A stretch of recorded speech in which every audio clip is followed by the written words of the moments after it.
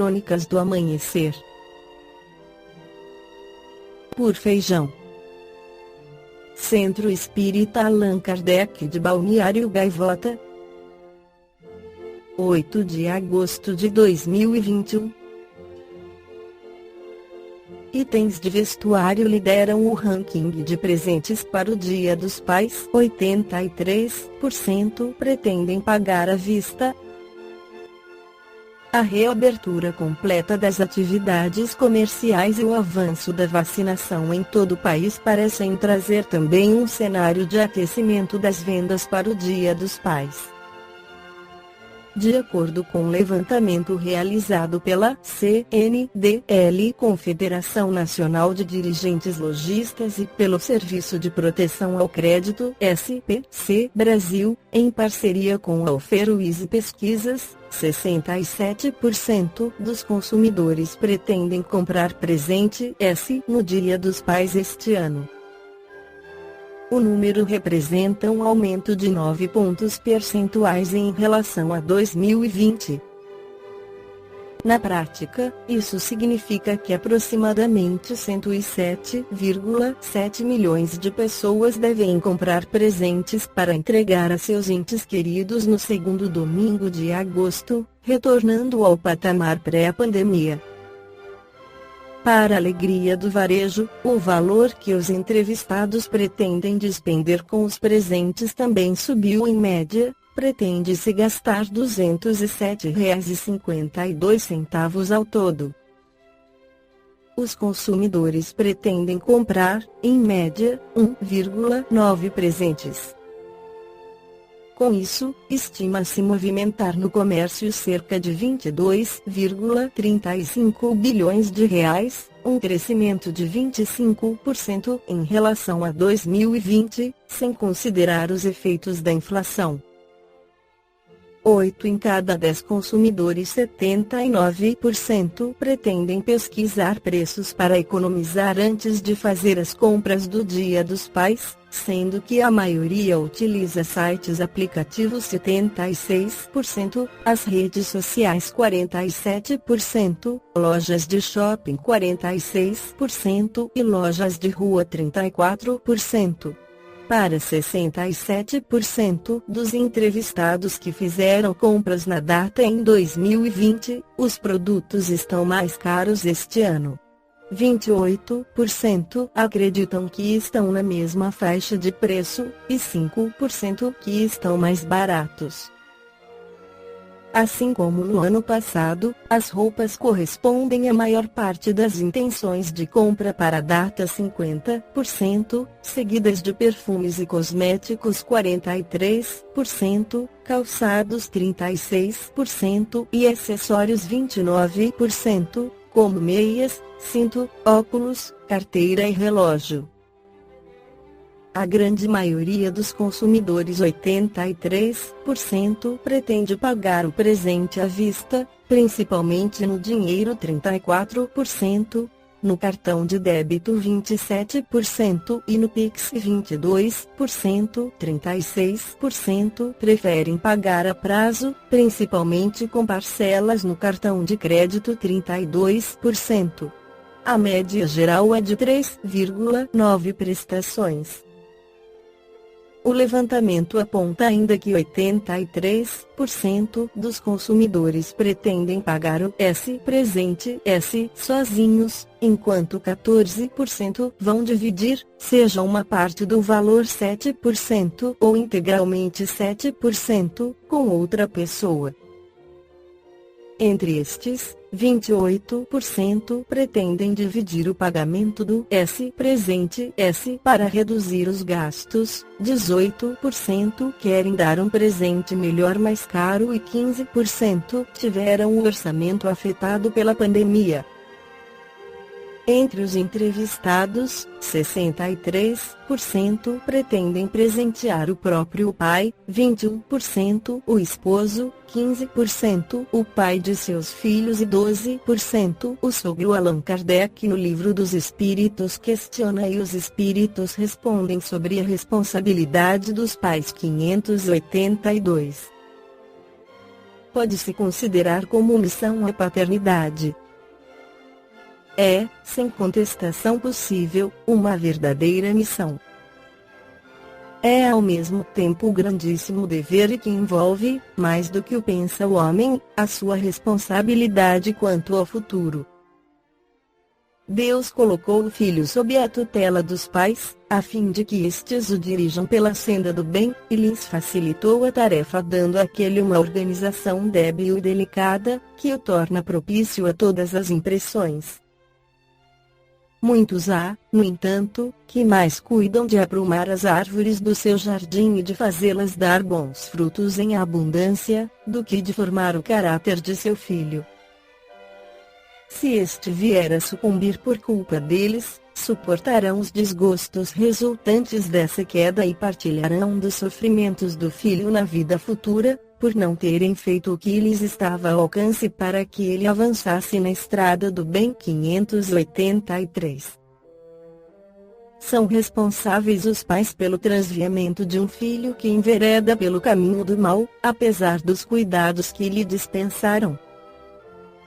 Não, porém, quanto piores forem as propensões do filho, tanto mais pesada é a tarefa e tanto maior o mérito dos pais, se conseguirem desviá-lo do mau caminho. Assim um filho se torna homem de bem, não obstante a negligência ou os maus exemplos de seus pais, tiram estes daí algum proveito?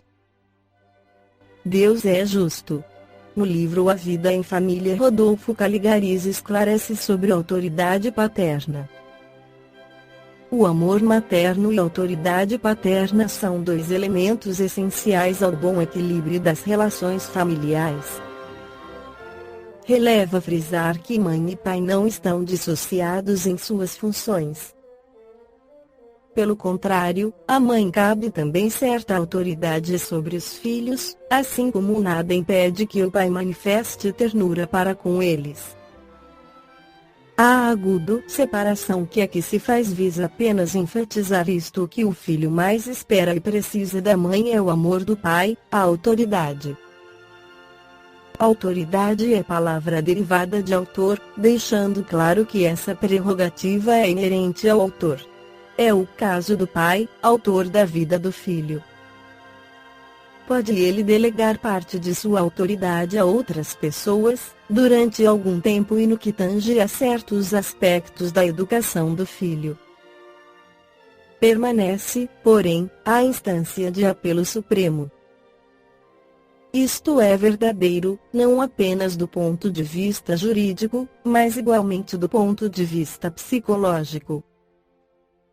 Deixe a criança de sentir acima dela a proteção da autoridade paterna e seu equilíbrio emocional será afetado, com prejuízo, inclusive, para a sua maturidade. A criança detesta, quase sempre, aqueles que a tiranizam, pois gosta de ser tratada com moderação e justiça, mas, por outro lado, despreza e agride o pai frouxo e piegas cuja incapacidade a priva de um apoio que deseja e lhe é indispensável.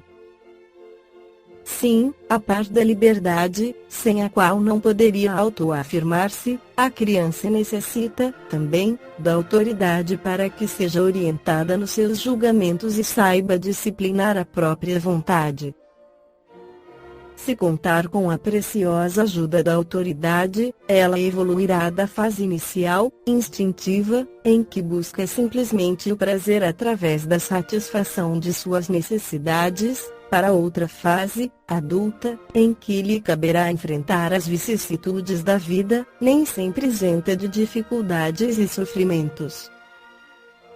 Sem isso, manter-se à independência infantil, sem conseguir ajustar-se aos grupos sociais em que será obrigada a viver, ou melhor, a conviver, criando a todo instante condições de atrito com os semelhantes. Pais existem que, ultrapassando os limites da autoridade, exercem um domínio absoluto e cruel sobre os filhos, não lhes permitindo a menor discussão a respeito de suas ordens, que exigem sejam cumpridas rigorosamente, valendo-se dos métodos repressivos da ameaça, da surra, da crítica mordaz e humilhante, das proibições sistemáticas, etc.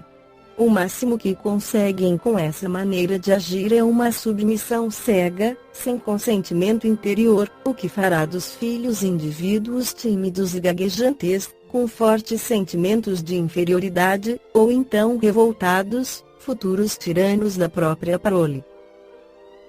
Outros, em contraposição, seja por comodismo, seja por fraqueza, não exercem a menor autoridade sobre os filhos, deixam-nos à solta, permitindo-lhes tudo, satisfazendo a todos os seus desejos, numa atitude de superindulgência que, longe de traduzir bondade, o que evidencia é falta de amor, ou, pelo menos, indiferença pela sua sorte. Este tipo de educação, está provado, só pode tomar as pessoas incontestáveis, exigentes, egoístas, incapazes de oferecer a menor cooperação a quem quer que seja. Pior ainda, favorece os desregramentos, conduz à libertinagem, principais fatores da delinquência em todos os tempos. Autoridade legítima é circunflexo o processo pelo qual o pai ajuda o filho a crescer e amadurecer, para que chegue à autonomia sabendo que a liberdade tem um preço, a responsabilidade. É a maneira pela qual o pai conduz o filho à autorrealização, desenvolvendo-lhe as potencialidades, sem entretanto exigir mais do que ele possa dar, respeitando-lhes as limitações. É, sobretudo, a força moral que o pai deve ter sobre o filho, baseada na admiração que lhe desperta, por se constituir um modelo digno de ser imitado. Em suma, a verdadeira autoridade jamais se impõe pela violência. É uma decorrência natural das qualidades paternas, entre as quais se destacam as seguintes: um ser autêntico, isto é, conhecer o papel que lhe cabe no lar e exercê-lo com segurança e continuidade. 2. Ser justo, tratando todos os filhos com igual solicitude, sem nunca demonstrar preferência ou aversão por nenhum. 3. Ser um educador, castigando quando preciso, mas sabendo também desculpar. Valorizar e incentivar. 4. Ser coerente, mantendo seu ponto de vista acerca do que lhe pareça certo ou errado, evitando proibir um dia e deixar fazer no outro. 5. Ser cordial, promovendo o afeto, a estima e a camaradagem entre os familiares.